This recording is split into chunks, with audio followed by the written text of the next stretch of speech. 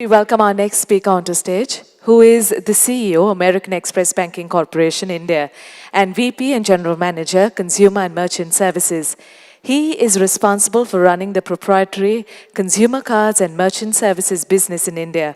As the CEO of AEBC India, he works closely with the Global Banking Group, AEBC Board, RBI, and other regulatory institutions to enable the growth of American Express businesses in India.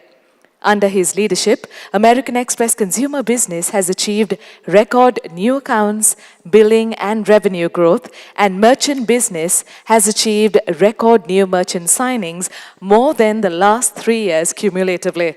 He has always been committed to creating strong teams and building diverse talent irrespective of line of business. Ladies and gentlemen, here to share his views on leadership's role in sustaining brand trust, please welcome CEO, American Express Banking Corporation India, Mr. Manoj Adlakha. Welcome, sir.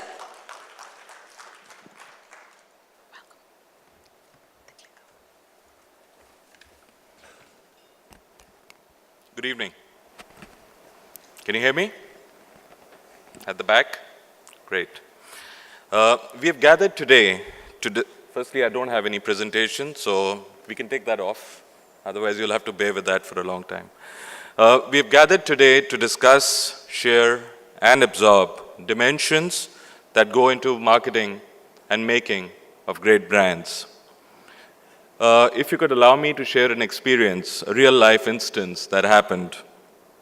Many of you may recall, this was April 25th, to be precise, last year, that is 2015.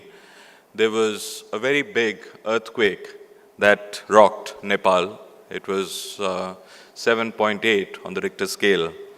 It killed thousands, caused havoc. Next morning, this happened in the night. Next morning, there was a card member who called Neha. Neha is a customer service rep in American Express. And this card member called in a state of panic because 8 of his friends were missing. They were, out of the 8, there were 3 Nepalese citizens. They had lost their passports. They were stuck in the country, and this person was very distraught, as is fully understandable. So what did Neha do? First, when she took the call, she spent hours calling the embassy of Nepal in New Delhi, where, as you would imagine, the phone lines were jammed because a lot of people were trying to get through. There was no way we could figure out, and Neha could figure out, whether the people would be allowed to enter India without their passports. She couldn't get through to anyone in the embassy. Eventually, through her contacts, she managed to speak to an embassy worker who recommended she call a particular line in Kathmandu, which she did. And the problem over there was electricity was down, phone lines were severed, and it was very, very difficult to reach anyone. But she was undeterred. This took her about an hour and a half to 2 hours, and she just kept at it. Eventually, she got through on the hotline that was given, and the individual on the other end of the line told her that these would be the documents in this kind of a situation that would be required for those people to come back to India. Then it didn't end there, because she had to then get over the next hurdle, which was to find a flight for the 8 people to get them back. There were only a few relief flights that were working, which were really Indian Air Force and a couple of Indian carriers. And this is, we record every call. It took her about 220 calls, whether it was Nepal, coordination with the Indian forces here, the airlines, travel agencies, and so on. She eventually managed to track down 2 flights on which she could put these people onto that flight. And all along, she was in touch with the card member who was, naturally worrying. But this unflagging perseverance that Neha showed, and it took maybe a day eventually, the 8 travelers flew out of Nepal unscathed that night. So what really happened in this case, and why have I brought it up? What prompted the customer to trust and connect with American Express? Because the tickets are not booked through American Express. That customer could have got in touch with anyone else. Why did Neha did or do what she did? And how, most importantly, at least for this audience, does it impact the brand? Because the conversation is about the brand. This is what I will precisely try and explain as a part of my perspective today, and also touch upon a few more experiences like this that we have at American Express day in, day out. Over the years, we have spent at American Express considerable time and energy thinking about brands. What defines a brand? What strengthens a brand? On the other hand, what could weaken a brand? And how really does a brand shape a company's culture? A brand, and I'm teaching to the preached here, so a brand, most of us know, is really a cluster of values. It's a cluster of values which are essentially agreed upon by a company and its customers.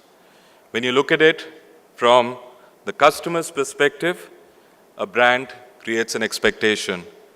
And when you look at it from a client's perspective, it creates a promise. The strongest brands, the ones that resonate most with customers, are those that stand for something, that have a personal meaning, they have a personal connect. They reflect a commitment, and I was listening into the panel earlier and I could totally relate to that. It's a lot to do with consistency. They reflect a commitment that is consistent and it is fulfilled all the time. In the case of American Express, we are a global organization that has been fulfilling that promise for over 160 years, 165 years to be precise. We started off as a freight company. We moved on to a travel company, and now we are a global payments company. That's where we are today. It was interesting. Our founders, 3 of them, Henry Wells, William Fargo, and John Butterfield, they established the company's values and commitment. And what was that? It was a commitment to integrity and a commitment to customers. For a freight forwarding company in 1850, which was, like I said, 165 years ago, this was absolutely imperative. It was essential. American Express was at that time entrusted with the assets of the customer. We were paid to move them safely from point A to point B. And so from our very, very founding, which was in 1860, the business practice was established that if or when something unfortunate were to happen to the customer shipments, be it an error, be it accident, or armed bandits, which, by the way, happened to be around at that time, American Express would make good on the loss, period. This commitment dictated our earliest business practices and established our reputation as a company that could be trusted to do the right thing, not once, but always. It led to our reputation for service and for being an advocate for our customers and clients. When you take a step back and think about it, actually, it does seem a little surprising that the behaviors needed to run a freight company way back in 1850 actually established the attributes of a payment services brand that is relevant today as we speak in 2016.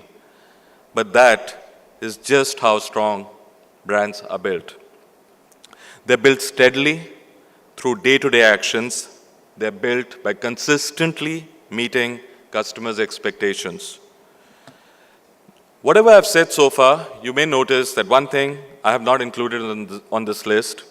I have not said that brands are built through advertising. People are made aware of a brand through advertising, absolutely no two ways about it. People set expectations about brands through advertising. But brand value and trust is really built by the actual performance of the product and the people around it. It's by the delivery of the service, and most importantly, the proof of the pudding is the ultimate experience that the customer faces. Another important facet about the American Express brand, or any other brand for that matter, is to remember that a brand is not what I or leaders here in this room believe it to be. A brand is what customers really believe the brand to stand for. The power in this relationship between the brand and the customers lies in the hands of the customers. It is the customers who define the brand. For example, a hotel, any hotel for that matter, not to get into Hotel X or Hotel Y, which is a brand. For a moment, imagine a brand which stands for service. They advertise it, they promote it, and they're very vocal about it. They incorporate it into their culture, into their DNA. But if a customer walks into that hotel and does not have a good experience, has a bad experience in turn, then for that individual, the hotel's brand has just got redefined. So for us, in the service industry, every transaction really is a moment of truth. If customers' expectations are not met over time, or they're not satisfying, then the brand is weakened. But if you have a strong brand, the customers will give you the benefit of the doubt. They will give you and your brand some breathing room, and they will give you another chance. Over the years, I can say this for American Express, we have learned not to take our brand for granted.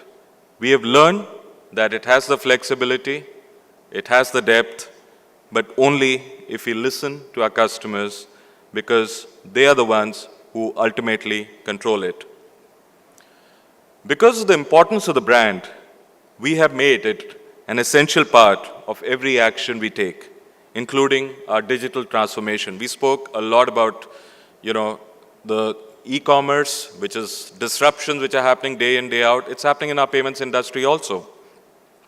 Our brand has helped us position today as one of the leading company in online spending. And the reason for that is very simple. The reason is that customers trust us to protect their privacy and to provide security. American Express as a brand has also, over the last few years, been very essential in strong business partnerships that we have made over the years with players such as, when closer home in India, Make My Trip, and overseas with big players such as Facebook, Twitter, Uber, and Apple, to name a few. Companies, again, including American Express, invest in their brands on a daily basis, and in my view, that is absolutely essential. There are tangible returns. Those returns could be in the form of stock price, which is what a shareholder looks at, but they're also intangible returns. One such intangible return, I believe, is in the ability to attract more talented people and have greater customer loyalty because of the brand. The 2008 financial crisis, and we were all of us in this room who would be familiar with that, we as a payments company were in the midst of it. It made one thing very clear. It made clear the need for lower, and I'm talking about American Express. The 2008 financial crisis made one thing very clear for us, that the financial services industry could not depend on wholesale funding market. So there was one option out there, which was to start to take deposits. We were at zero. And within a matter of months, like I said, from nil, with no marketing, we began providing CDs, which is certificate of deposits and savings accounts, online and through brokers. A lot of analysts dismissed the idea. They said you got to be touched to do something like this. Within 3 months, that's all it took, we gathered $15 billion in the middle of a financial crisis, $15 billion from consumers. So what did this show? This showed the depth of our brand and the level of trust that people had in the name American Express. And this was, like I said, at the height of the financial crisis.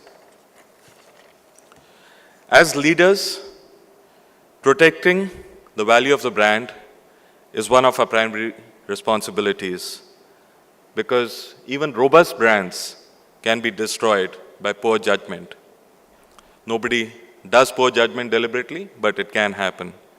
So we want employees at every level of our company to feel they're stewards, or the word that was used earlier, ambassadors, whichever way you want to use the word. You want everyone to be a brand ambassador and hold personal accountability. While this may sound a little too lofty as an aspiration, in fact, many of our employees, and we have close to 11,000 employees in India, have taken this up as a challenge. There is a strong understanding of our brand across our employee base, and this enables us to have a principles-based management process rather than a rules-based process. I'll give you one example of what I mean by through this. 2004, and I go back with some of these examples, I'm going back in time. You would recall in 2004 where the news broke about the tragedy of the Asian tsunami. American Express was not untouched by that disaster. As a global company, we had merchants who accept the card. We had card members and employees, all in the path of the tsunami. Given our global footprint, we could have done many things. We could have waited for calls to come in. We decided we're not going to do that. So rather than wait for calls to come in, our employees went to work. And how did they do this?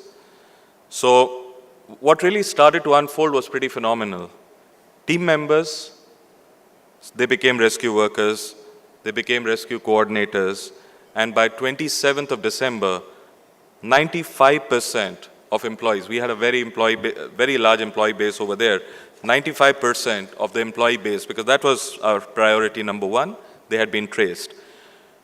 Then we moved on very quickly to identify the personal and corporate card members who we either knew or thought might be in the impacted areas, and started making outbound calls to offer assistance.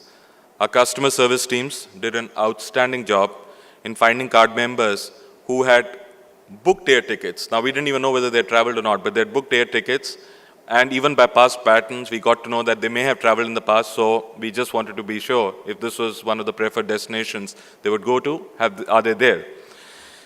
We traced card members, like I said, who had billings in the past.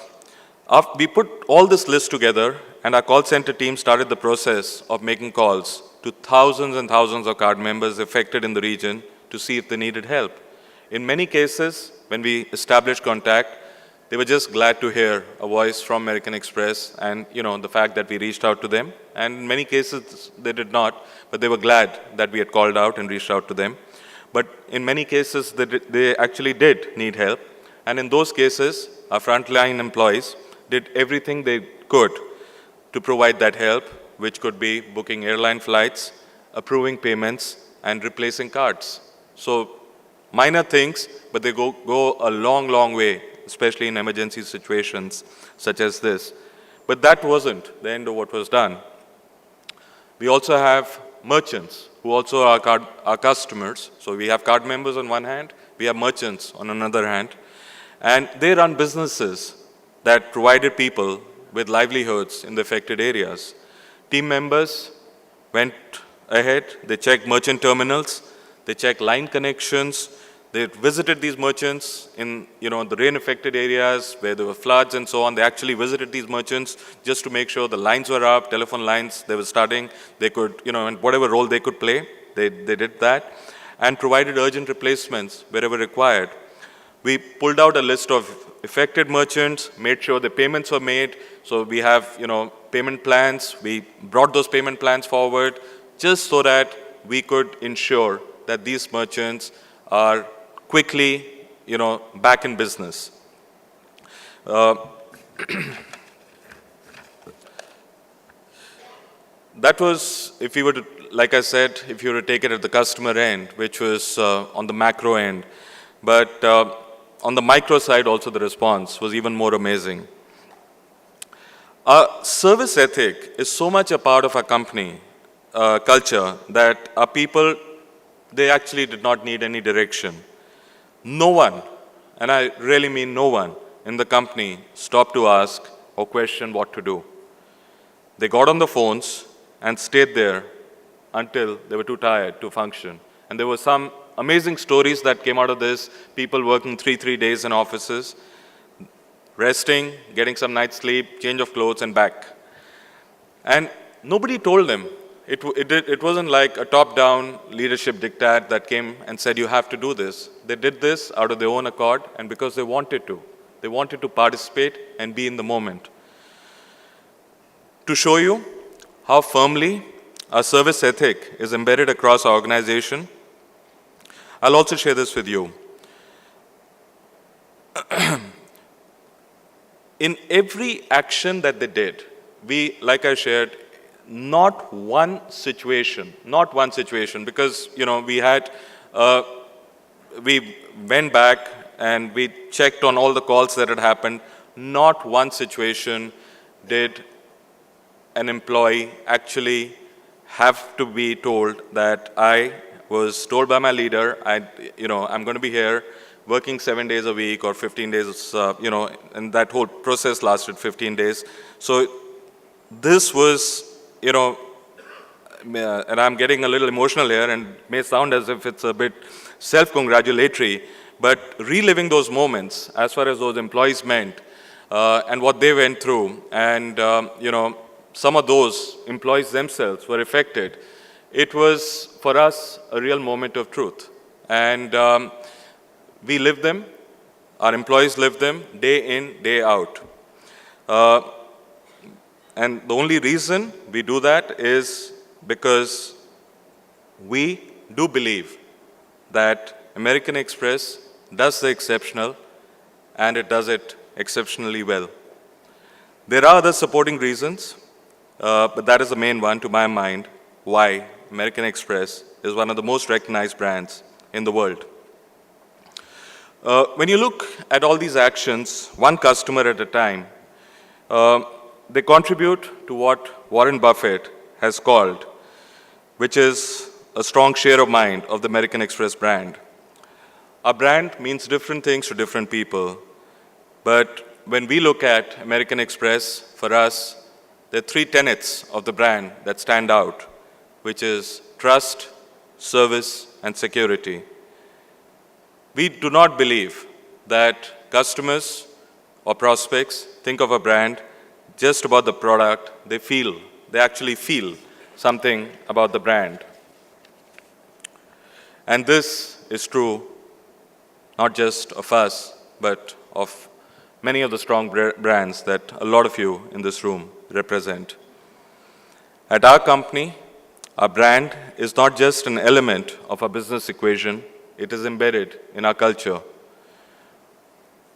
On the day when employees join us, each and every one of them learn about our history, they learn about our culture, about the attributes of the brand, and importantly, about what the company stands for. And they're told of the responsibility for upholding that brand promise day in, day out. So as a leader, what are the key takeaways from our experience? Embed brand as a part of the company's value and culture. Importantly, empower the employees to uphold the brand promise. Engage emphatically with customers to stay relevant and meaningful. And I'm just going to end with a quote. This is a quote from Stephen Covey that I find quite apt. He said, "Management is efficiency in climbing the ladder of success.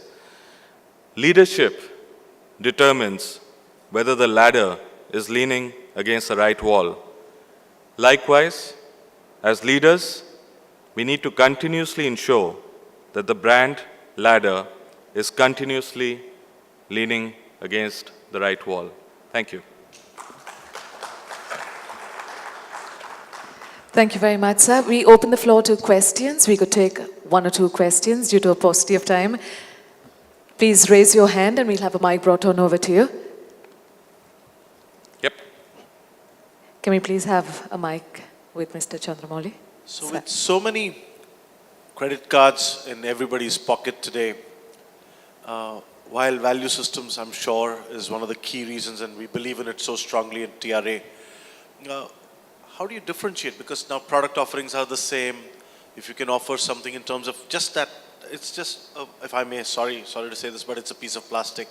So what's the difference and how does that go down? And if that I think could be answered. that's a great question. The question is, how do you differentiate?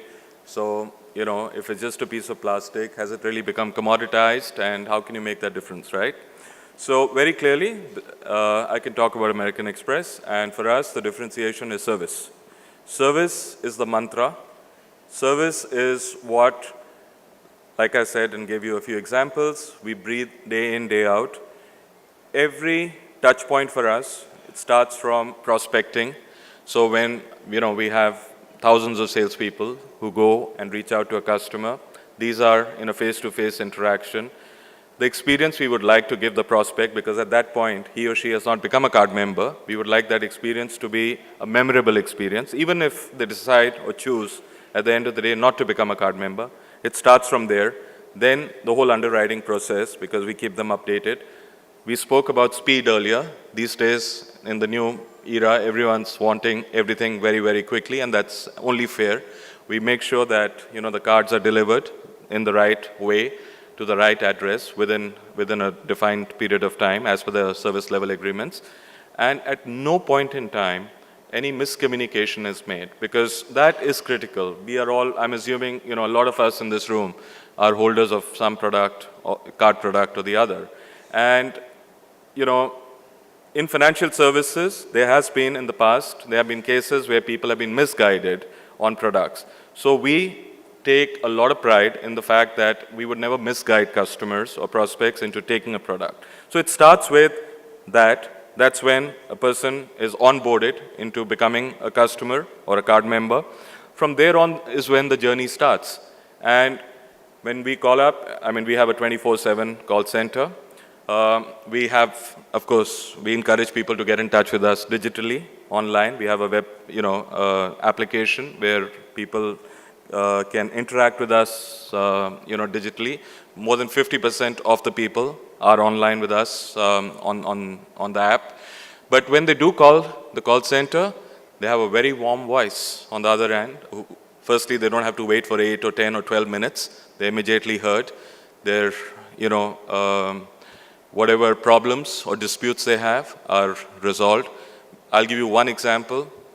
We start with believing the customer. And this is unique as far as American Express goes. So if you were an American Express card member, and I wish you are, if you were an American Express card member and you were to dispute a charge, we would not ask you a question. What we would immediately do is to credit that dispute into your bank, into your card account. And then we would do whatever investigation is necessary. We are the only ones who do that. Right? So this is just one example I'm giving you on service. So we take a lot of pride in service. And yes, you're right, it's commoditized, but service, I believe, is a key differentiator. Super. Thank you, sir. Ladies and gentlemen, I saw a couple of other hands up in the air, but a request if you could take those questions offline, because due to a paucity of time. Ladies and gentlemen, we really want to thank our speaker. Thank you very much, Mr. Manoj Adlakha. Thank you very much. The only thing is I have a flight to catch to Delhi, so you'll have to excuse me, but I will leave my email here, and I'd love to answer any questions if that's okay. Great audience. Thank you very much.